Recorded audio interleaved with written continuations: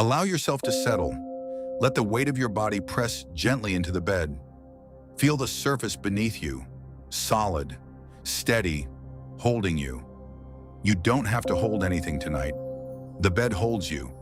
The darkness holds you. Let everything else go. Close your eyes if they aren't already closed, softly, without effort, like a flower closing at the end of the day. Not because something is wrong, but because it is simply time to rest. Take one slow breath in, feel your chest rise, and slowly let it fall. Again, breathing in and breathing out.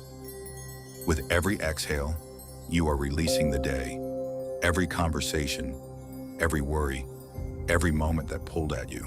Breathe them out. Let them dissolve into the air. They are no longer yours to carry tonight. Now bring your awareness gently to the top of your head. Let it soften, like warm wax. That softness travels slowly down your forehead, your temples, the space between your eyebrows. Let it all release. Your eyes, heavy now, so beautifully heavy. Let them sink. Your cheeks, soft. Your jaw, unclenching. Your throat, open and easy. Each breath comes and goes without effort. Your shoulders, melting downward. All the tension you didn't even know you were holding, simply falling away. Your arm, heavy and warm. Your hand, open. Nothing to grip, nothing to protect. Your chest rises and falls, like the surface of a calm sea. Your belly, soft. Your lower back, sinking into the mattress. Your hips, heavy. Your legs, long and still. All the way down to your feet, to the very tips of your toes. Your whole body, surrendering. You are safe. You are still. You are here, and here is enough. Let the room grow quiet around you. Let the darkness feel like velvet, soft and close and kind. And now, from somewhere far away, a story begins to reach you, carried on the breath of the night. Let it come.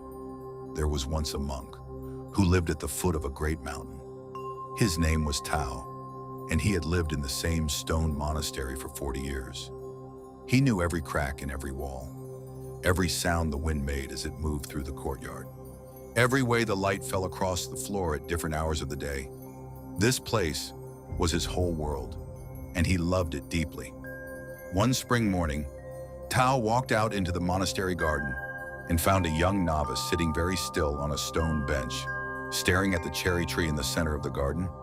The tree was in full bloom, hundreds of pale pink blossoms, so many that the branches seemed to disappear beneath them. The novice, whose name was Ren, did not look peaceful. He looked afraid. Tao sat down beside him without a word, and together they looked at the tree. After a long moment, Ren spoke.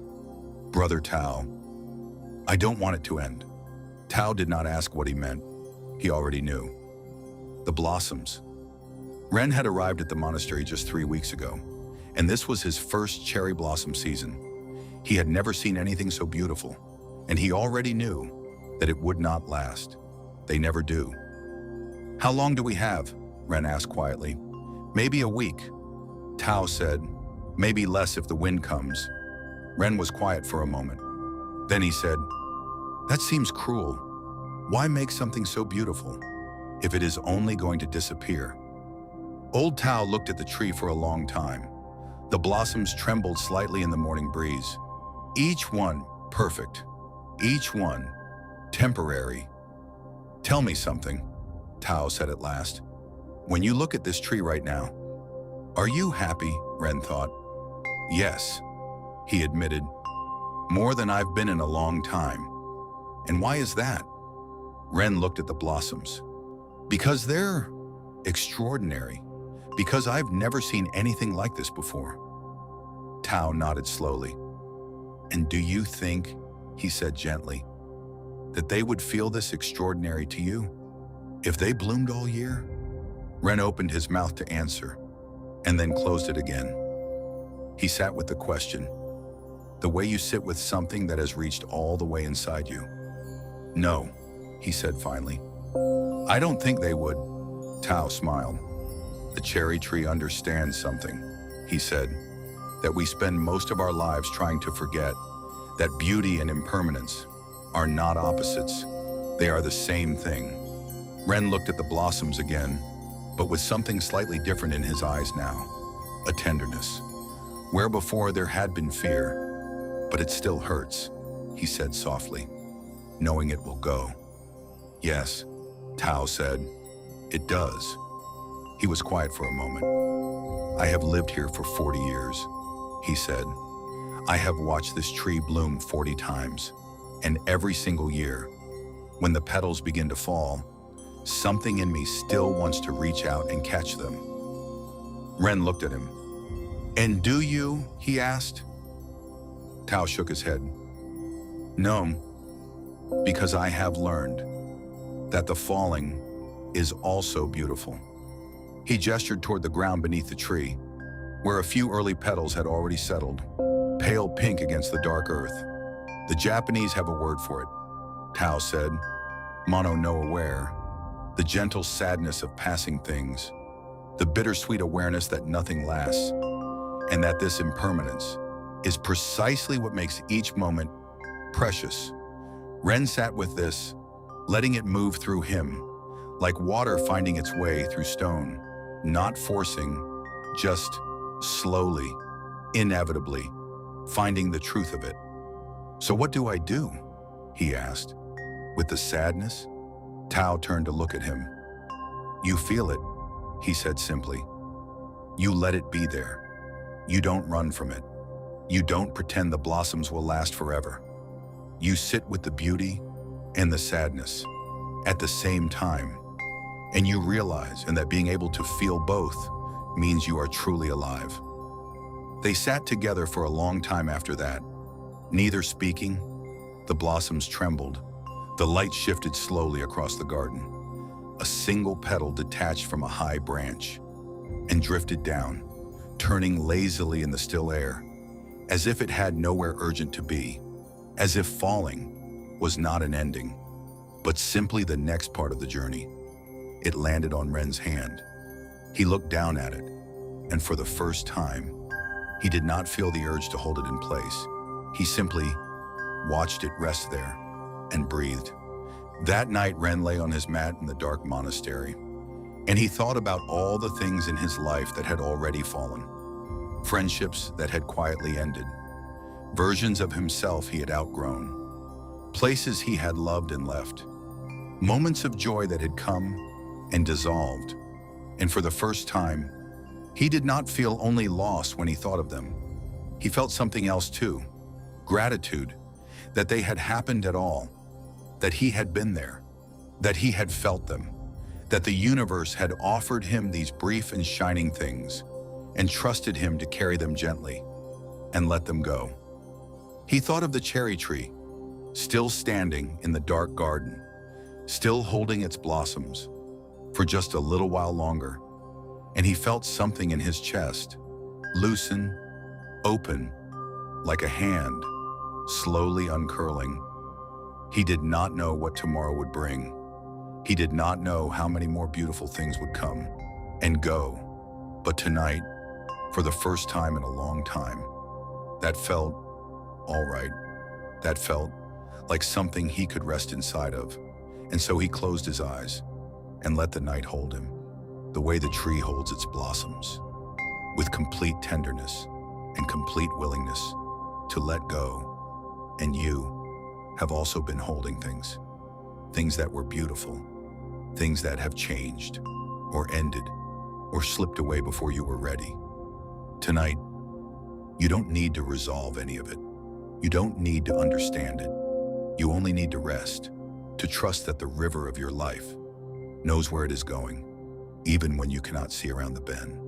Let your breath slow, even slower now. Each exhale, a small release. Each inhale, a quiet return. You are here.